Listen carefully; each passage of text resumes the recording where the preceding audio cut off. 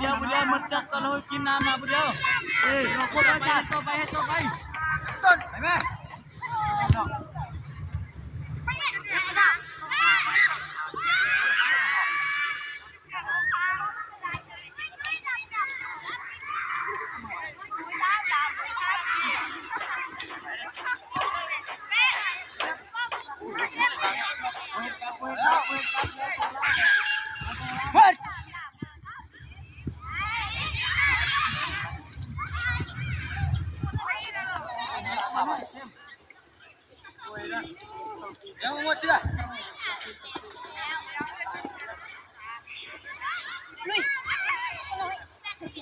โอ้บุคคลนอนนี่ยักเข้ากองเว้ย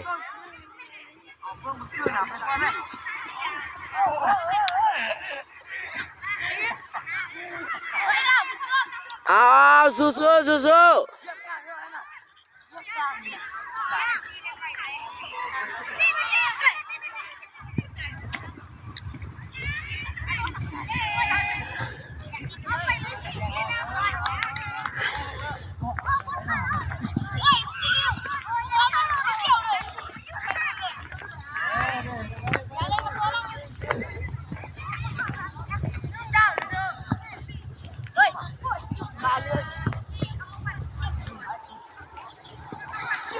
อดทนเถอะซ้อมบ้านเหนื่อยให้ซ้อมบ้านนะ